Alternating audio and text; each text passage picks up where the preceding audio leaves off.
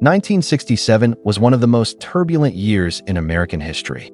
The Vietnam War dominated the news, the space race captivated the world, and a new generation was challenging everything their parents believed.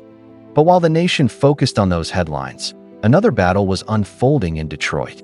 Ford's Mustang had become a runaway success, winning over hundreds of thousands of young buyers and sending shockwaves through General Motors. GM wasn't afraid of an economic crisis or foreign competition. It feared one car, and that fear gave birth to one of the greatest muscle cars ever built, the 1967 Chevrolet Camaro. To understand why the 1967 Camaro mattered, you first have to understand what America was feeling. It was a country that looked incredibly successful on the outside, but underneath, it was wrestling with uncertainty about its future. In 1967, the American economy was booming. New suburbs stretched across the country. Factories were running at high levels of production, and families were buying homes, televisions, and new cars in record numbers. The interstate highway system connected cities like never before, making road trips and commuting easier than any previous generation had imagined. To many Americans, it felt like the future had finally arrived. But the headlines told a very different story. Every evening, television brought the Vietnam War into American living rooms, while civil rights marches and student protests revealed a nation deeply divided. At the same time, a new generation was rejecting old traditions. Inspired by rock music, changing fashion, and a growing sense of independence, young Americans wanted lives that looked different from their parents. They didn't want another big family sedan. They wanted something that reflected who they were, something bold, stylish, and exciting. Ford understood that shift with the Mustang, and Chevrolet knew it couldn't ignore it. This wasn't just a fight over car sales. It was a battle for the loyalty of an entire generation. The answer wouldn't be another practical car. It had to capture the confidence, freedom, and optimism young America was searching for. That answer would soon arrive as the all-new 1967 Camaro. General Motors knew exactly what it was up against. Ford's Mustang had become the hottest car in America, and Chevrolet couldn't afford to lose an entire generation of buyers. The Camaro wasn't created by accident. It was built with one goal: beat the Mustang. When Chevrolet introduced the Camaro in September 1966 as a 1967 model, it was more than just a new car. It was GM's carefully planned response to Ford's runaway success. With its long hood, short rear deck, and muscular stance, the Camaro looked fast even when standing still.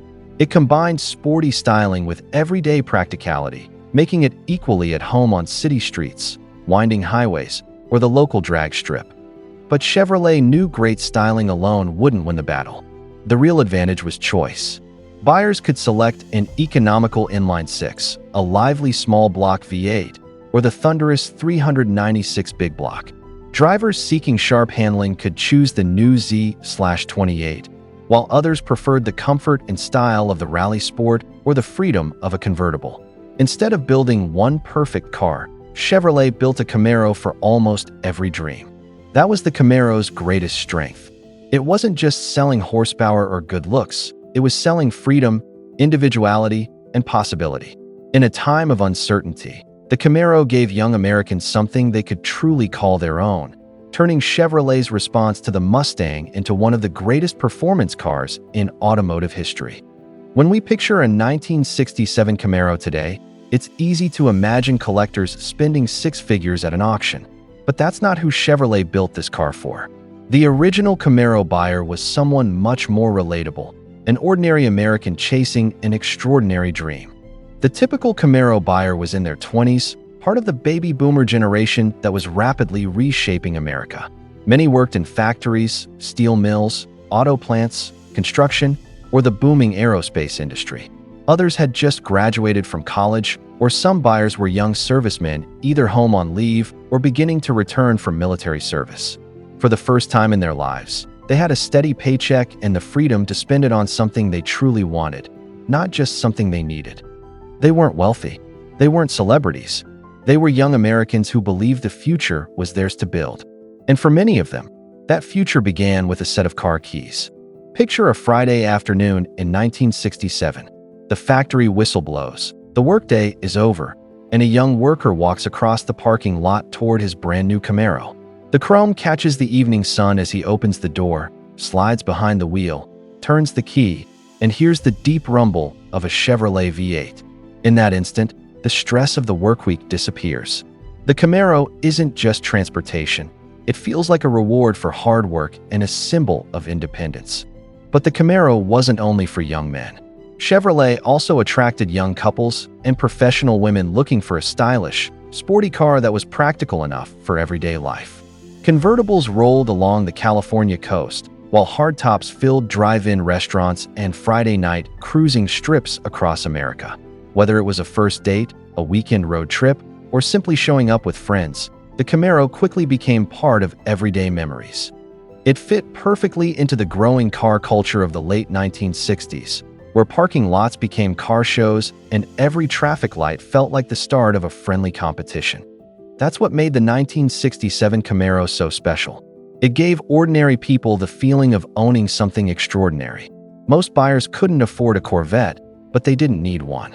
The Camaro delivered style, performance, and personality at a price the middle class could reach. Today, collectors see an automotive icon. But in 1967, it was simply the car that carried a generation's dreams, 1 mile at a time. Today, we look at the 1967 Camaro and immediately talk about horsepower, engine sizes, and rare options. But in 1967, those numbers meant much more than performance.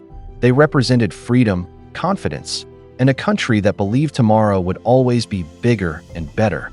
The base Camaro started with a 230 cubic inch inline-six producing around 140 horsepower. It wasn't built to dominate the drag strip, but that wasn't the point. It gave thousands of first-time buyers an affordable way into Chevrolet's newest sports coupe. For many young Americans, this wasn't simply their first Camaro. It was the first brand new car they had ever owned, a symbol that hard work was beginning to pay off.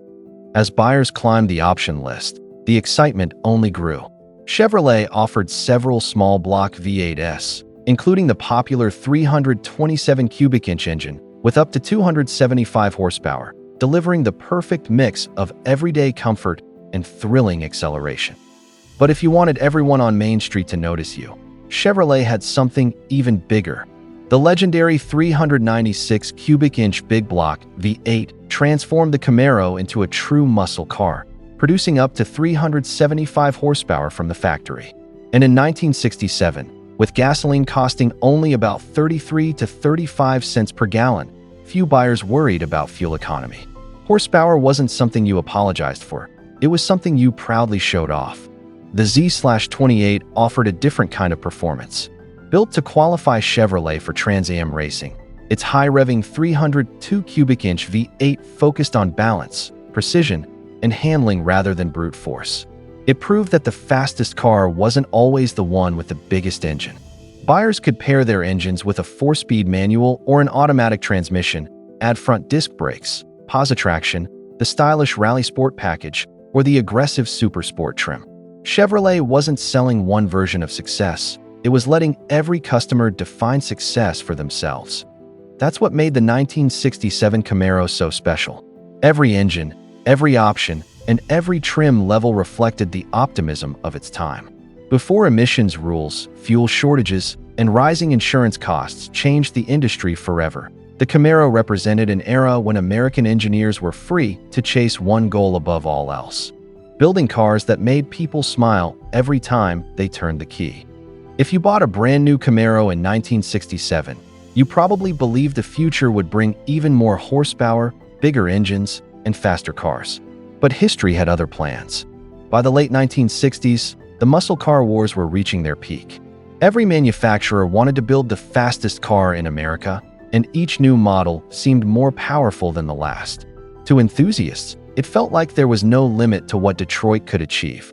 But while the horsepower race grabbed the headlines, quieter changes were beginning behind the scenes.